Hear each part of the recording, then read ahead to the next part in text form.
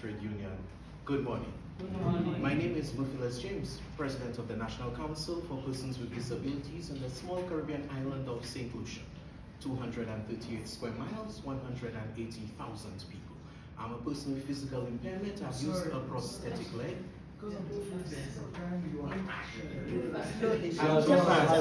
All right.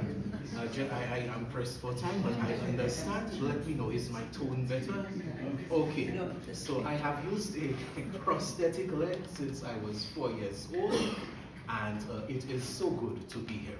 Based on what the distinguished speakers have said before me, the issues we face in small islands are no different than what is faced by our brothers and sisters in developed nations. We have practically the same struggles.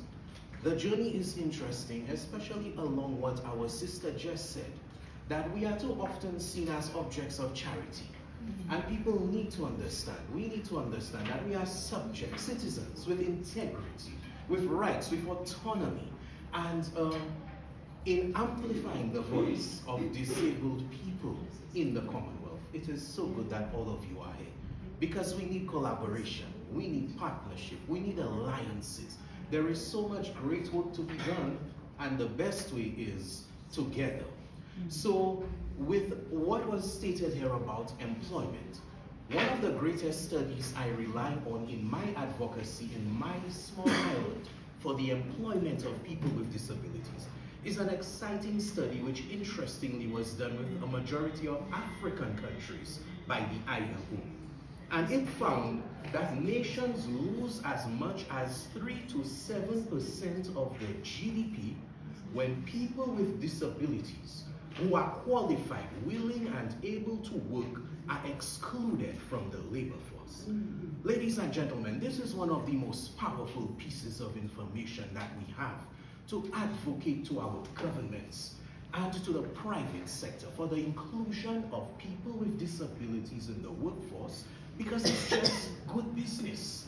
It makes greater economic sense. We ease the burden on our social safety systems. So the employment of our people will always go back, dear doctor, to education, to training, to acknowledging that there is a vicious cycle of poverty created when people are denied, our members are denied access to the basic services of education, of healthcare. So in our small island developing states, we have learned a lot from members of the developed nation, but it's always interesting when I come to a forum like this, when I listen to General Secretary Risa speak on enforcing the UNCRPD, on implementing it. Sadly, in my part of the world, we still deal with people not even knowing they have rights. Where many people with disabilities, after years of alienation, have almost accepted that they need to be in the back seat, or they're second-class citizens, or their places at home, while the able-bodied go out to work. So we're still fighting all of this, and it's an exciting journey letting our people know you have rights. There is a United Nations Convention. So we have ratified it in St. Lucia, and the next step is policy, it is law. So this is where we are. So I'm happy to be in a room where there are some members here who already have disability-specific legislation. And there's no sense reinventing the wheel. But sometimes we acknowledge that the wheels which were invented before do have some little things that can be improved upon. So in this journey, the collaboration, the networking is so important to us. When it comes to the ticklish issue of reparations, in the Caribbean, we were once a slave-dominated colonies, sugar colonies, where slavery is what established our colonies. And it's always ticklish bringing up this topic with the former colonizers. So we have learned how to tread very carefully in our diplomacy. Diplomacy for us is not always about bashing and attacking. I first believe in shaking hands, in meeting, in smiling, in common ground. But there is a time where you have to pick up the placards, where you have to take things at the next level. So we understand in this exciting journey of advocacy that we need our policymakers, we need our governments, and we also need people with disabilities in the policymaking level. And In this exciting theme, a nice play of words about amplifying the voice, we recognize we represent many people who don't have a literal voice. But we've learned you don't even need it. With the wealth of talents that people with disabilities have been able to do so much. The late great Dr. Stephen Hawking did his greatest works while he was a total paraplegic, where he didn't even have a literal voice. He spoke through a machine.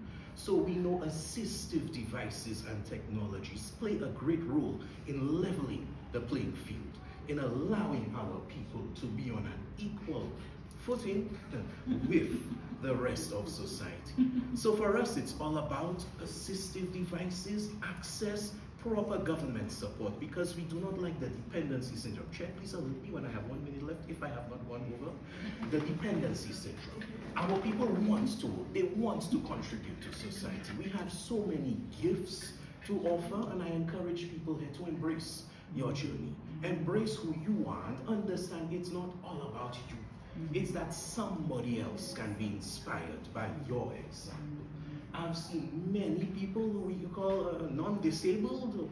Sometimes in my society they still use the word normal people who have sadly wasted their lives away. And it is some of us here, people with disabilities, who they look up to as examples and commend us for what we've been able to do. So recognize that this is about collaboration. It's about alliances and partnerships. 1 minute. Yes, so my last thing is another play on words on the commonwealth. This morning I was telling my friends that wealth, even the wealth is not so common among our members. We have those in the extreme, the developed nations, and those on the other end of the spectrum, the developing countries. And we must be able to find a means whereby our richer, our apex members can make direct contributions to disabled people's organizations, to assist us directly financially, so that we may assist them in the greater work of being one commonwealth. Ladies and gentlemen, thank you so much. Yeah.